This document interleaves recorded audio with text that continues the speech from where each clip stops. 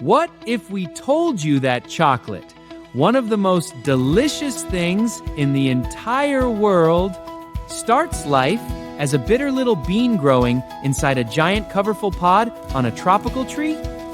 And that it takes about 400 of those beans to make just one single chocolate bar?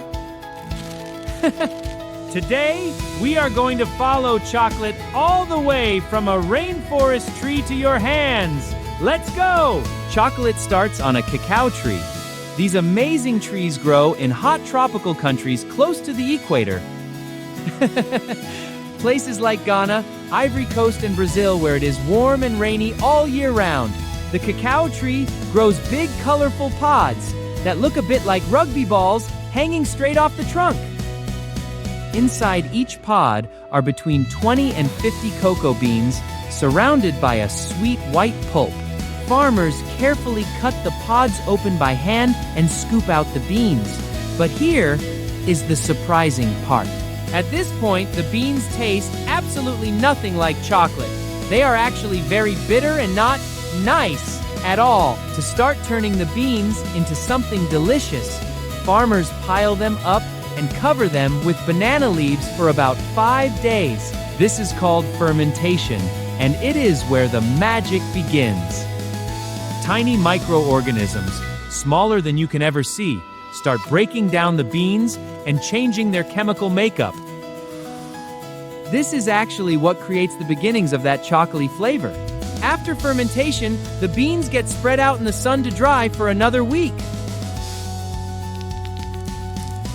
By now, they have turned a rich, dark brown color, and if you smell them, you can just start to note that chocolatey aroma beginning to appear.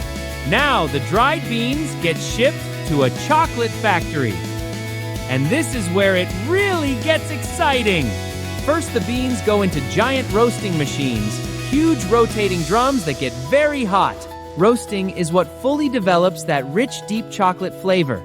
Then the beans get crushed and the shells removed until just the inside remains, called the cocoa nib. The nibs go into massive grinding machines that grind them so finely, and for so long, the cocoa turns into a smooth liquid called chocolate liquor.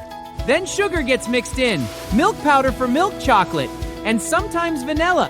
The mixture gets stirred continuously by giant machines for up to 3 days to make it perfectly smooth.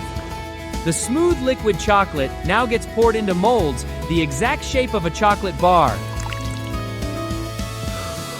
The molds travel through a cooling tunnel where the liquid chocolate sets hot. Then the molds get tipped upside down, and out pop perfectly formed chocolate bars.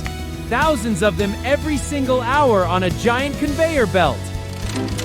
Drines wrap each one in foil, and packaging faster than your eyes can follow.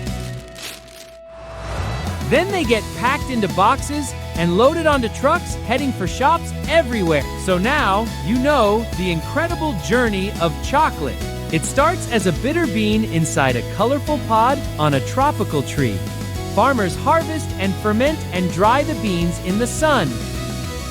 A factory roasts them, grinds them, and mixes them into smooth liquid chocolate. Dries pour it into molds, cool it down, and wrap it up. And then it travels all the way to your hands. From a rainforest in Africa or South America to you. Next time you eat a piece of chocolate, take one moment to think about that incredible journey. It is pretty amazing for something that tastes so good.